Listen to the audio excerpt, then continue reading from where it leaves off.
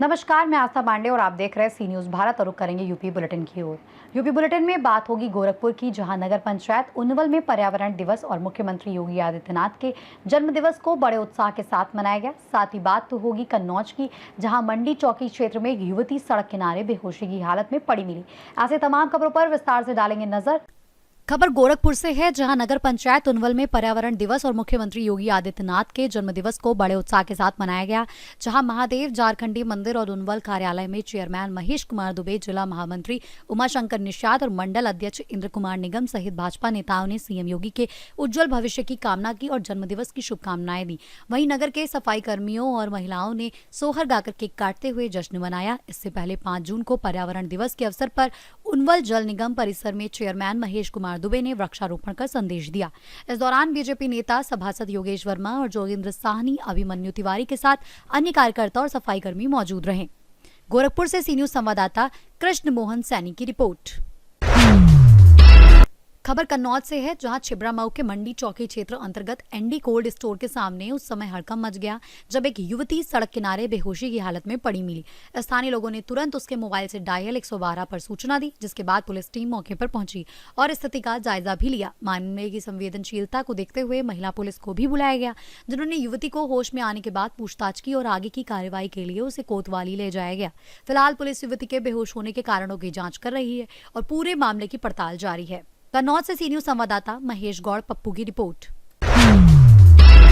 खबर ललितपुर से है, जहां जनपद के मड़ावरा क्षेत्र में जामनी बांध में दोस्तों के साथ नहाने गया 18 वर्षीय युवक गहरे पानी में डूब गया, जिससे उसकी मौत हो गई। घटना मड़ावरा थाना क्षेत्र के ग्राम बहादुरपुर की है, जहां रहने वाला सुरेंद्र कुशवाहा शुक्रवार सुबह अपने 3 से 4 दोस्तों के साथ बांध में नहाने गया था। इसी दौरान वो अचानक गहरे पानी में चला गया और डूबने भी लगा। साथियों के शोर मचाने पर ग्रामीण मौके पर पहुंचे और किसी तरह उसे बाहर निकाला, लेकिन गंभीर हालत में सामुदायिक स्वास्थ्य केंद्र ले जाने पर डॉक्टरों ने उसे मृत घोषित कर दिया। इकलौते बेटे की मौत से परिवार में कोहराम मच गया और परिजनों का रो रो करके बुरा हाल है। ललितपुर से सी न्यूज संवाददाता राकेश कुमार वैक की रिपोर्ट।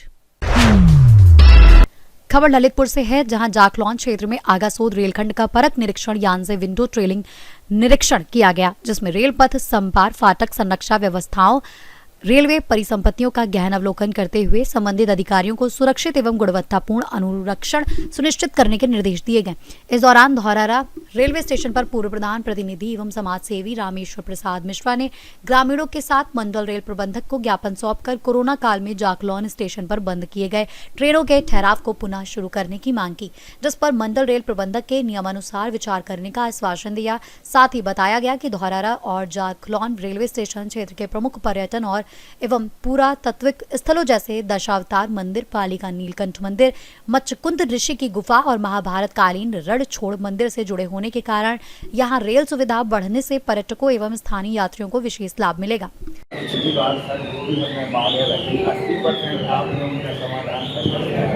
परमात्मा ने गजब की ऊर्जा आपने दी है, हम देखते रहते हैं। आप जैसे आधा भी अधिकारी काम करने लगे तो ये मानो कि साहब रेलवे क्या हटभाग और बेहतर आगे बढ़ेगा। अब विनय सर की बल इसलिए है, हमारे यहाँ साबरमती की इसलिए आवश्यकता सर है कि 300 बच्चे थे उसमें अटल आवास में अध्ययन रहते साहब 6 से कक्षा 9 तक है सर, उनके गार्जियंस आते हैं तो साहब इतनी कठिनाई लोगों को हो रही है कि साहब अगर साबरमती की कृपा केवल सर यहाँ हो जाए, उनके पेट में बड़ी कृपा होगी। और दूसरा सर जैसे हाँ और सर दूसरा ये है कि अभी जैसे मेमू ट्रेन सर एक बीना से झांसी को सुबह चलाएं, इटारसी के अंदर जो चलती थी और शाम को सर वो वापस आए तो झांसी मंडल की छोटी बड़ी 19 सर उन लोगों को यात्रा करने का बहुत बहुत धन्यवाद। ललितपुर से सी न्यूज संवाददाता राकेश कुमार वैद की रिपोर्ट। खबर प्रयागराज से है, जहां उत्तर प्रदेश मान्यता प्राप्त मतदाता समिति पुनर्गठित द्वारा लोकतंत्र के चौथे स्तंभ पत्रकारिता को मजबूत बनाने वाले व्यक्तित्व में से श्याम कुमार को भीष्म पितामह सम्मान से सम्मानित किया गया, क्योंकि उन्होंने कई दशकों से निस्वार्थ भाव से सच को सामने लाने, सत्ता से सवाल पूछने और आम जनता की आवाज बनकर शासन प्रशासन को आईना दिखाने का कार्य किया है। साथ ही रंग भारती सम्मान के माध्यम से अपने 85 वर्ष के जीवन में समाज के चुनिंदा लोगों को सम्मानित कर एक अनूठी मिसाल पेश की है। इस अवसर पर समिति के प्रवक्ता अनिल तिवारी ने बताया कि श्याम कुमार ने पत्रकारिता के मूल धर्म सत्य, निष्पक्षता और जनहित को सर्वोपरि रखा, जबकि संयुक्त सचिव लखन लाल मिश्र ने उनके जीवन पर पुस्तक लिखने की पेशकश करते हुए कहा कि उन्होंने गांव, कस्बों और हाशिए पर खड़े लोगों की समस्याओं को मुख्य धारा तक पहुंचाया है।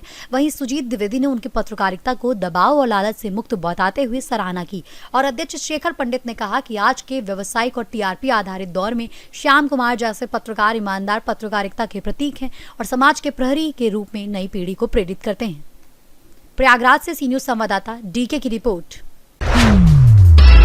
खबर रायबरेली से है, जहां दबंगों द्वारा रास्ता बंद किए जाने का मामला सामने आया है, जहां ग्रामीणों का आरोप है कि करीब 10 गांवों के लोगों का आने जाने का मुख्य मार्ग बंद कर दिया गया है। ग्राम प्रधान हरचंदपुर ने बताया कि पहले ये रास्ता चौड़ा था, लेकिन अब वहां जबरन निर्माण कर दिया गया है, जिससे 4 पहिया वाहनों का आवागमन पूरी तरह से बाधित हो गया है। मामले को लेकर ग्रामीणों ने जिलाधिकारी कार्यालय पहुंचकर नगर मजिस्ट्रेट को ज्ञापन सौंपा, जिस पर नगर मजिस्ट्रेट ने आश्वासन दिया है कि मंगलवार को मौके पर कार्रवाई करते हुए निर्माण को ध्वस्त कर रास्ता पुनः खुलवाया। भैया परिचय दीजिए अपना। हिनेन चौधरी, प्रधान प्रतिनिधि हरचंदपुर। आज आप लोग ज्ञापन देने आए हैं, क्या है समस्या? समस्या सर ये कि हमारे यहाँ एक चक्रोट का मामला है 619 691 सॉरी 600 गाटा संख्या 691 चक्रोट दर्ज है। इसमें 2-3-4 लोगों द्वारा नया मार्ग का निर्माण कर लिया गया, रास्ता अवरुद्ध कर दिया गया, जिसमें 10 गांवों का आवागमन, जैसे हरनी, हिलालगंज, चनखरा, दोगा पुरवा, भोला का पुरवा, जदौर का पुरवा, शीतल का पुरवा इत्यादि गांवों का आवागमन। कौन लोग कब्जे रास्ता बंद कर दिए? इसमें 5-6 मकान है। अच्छा जी, वही हम लोग ज्ञापन देने आए कि रास्ता इसमें कुछ नए निर्माण बता दें, जिसमें कुछ नया निर्माण भी हुए, 2-3 मकान। मुलाकात हुई है? नहीं, अभी मुलाकात नहीं हुई है, ज्ञापन देने आए। भैया परिचय दीजिए अपना। मेरा नाम रविशंकर मौर्य है। मैं पेशे से अध्यापक हूँ, टीचर हूँ मैं। आज आप मेरा जिलाधिकारी कार्यालय पहुंचकर ज्ञापन नगर मजिस्ट्रेट से दिया है, वो मजबूरी में देना पड़ा, क्योंकि कोई सुनवाई नहीं हो रही। 2 पक्षों में लड़ाई चल रही है, जिसमें से रोड के लिए जो है निकास जो बनाया गया है, गांव के भीतर से गई है रोड, ठीक है, उसको जो है बनाने में जो जहाँ से शुरुआत होती है गाँव के अंदर एंट्री करने के लिए, वहीं पर जो है 2 पक्ष हैं, जिनमें नाम जो है रमेश हो गए, बावन हो गए, रामचंद्र हो गए। इन लोग जो है उस रास्ते में अवरोध बन रहे हैं और उस रास्ते को छोटा किए दे रहे हैं, और बार बार समझाने पर गांव लोगों की भी बात हुई, वो सब चीजें की जा रही, पंचायतें भी की जा रही, समझौता भी किया जा रहा है कि अवरोध उस पर मत उत्पन्न करिए। यहाँ तक कि उन्होंने ये किया कि रातों रात जो है निर्माण कर लिया, ताकि अदर लोग जानने न पाए, ठीक है। अगर वो मुख्य जो रास्ता है जहाँ से शुरू होता है, तो वहीं से अगर कोई गाड़ी अंदर नहीं जा पाएगी, तो उस रोड से जुड़े हुए 15 गांव हैं, 15 गांव जुड़े हुए हैं जो उस रोड से आने वाले, जब यहीं से नहीं जा पाएंगे तो आगे उन 15 गांवों को उस पर कोई चीज कैसे पहुंचेगी, आवागमन कैसे होगा वहां पर। इस चीज के लिए काफी हम लोगों ने प्रयास भी किया, दोनों पक्षों को समझाने का प्रयास किया, लेकिन दोनों पक्ष जो है अपनी बात मानने कोई तैयार नहीं है। दोनों लोग कह रहे हैं हमने नहीं किया, वो कह रहे हैं हमने नहीं किया, ठीक है। आज आपसे मुलाकात हुई किसी अधिकारी से? जी, सिटी मजिस्ट्रेट से मेरी बात हुई, उन्होंने जो है आश्वासन दिया है हम लोग को कि आपका जो भी अवैध जो निर्माण किया गया है, उसको हम जो है मंगलवार तक, मतलब तारीख हम आपको बता दे रहे हैं, किस तारीख को आपको बताया गया उन्होंने। दीजिए अपना। राम बालक मौर्य, हरचंदपुर। आज आप लोग ज्ञापन देने आए जिलाधिकारी, क्या है पूरा मामला? मामला एक वो रास्ते का विवाद है। रास्ते के अंदर वो हाईवे से हरचंदपुर गांव के भीतर से होके 5-7 गांव का रास्ता जाता है। अब उसमें जो है वो हमें गांव के लोगों ने ही 4-5 लोगों ने वो मकान का निर्माण चालू कर दिया है। आज जो 15-20 दिन हो गए, रास्ता यानी 22 फुट की जगह पर 4-4.5 फुट बचा है। अब उसमें जो है वो एम्बुलेंस जाने के लिए या वो जो बच्चे स्कूल पढ़ने जाते हैं वो मतलब कोई वैन वगैरह कुछ भी जा ही नहीं सकता। अभी पिलर खड़ा कर दिया है, टाई बीम बना दिया है, पूरी तरह से मतलब वो गांव वालों को तकलीफ में ही डाल दिया है।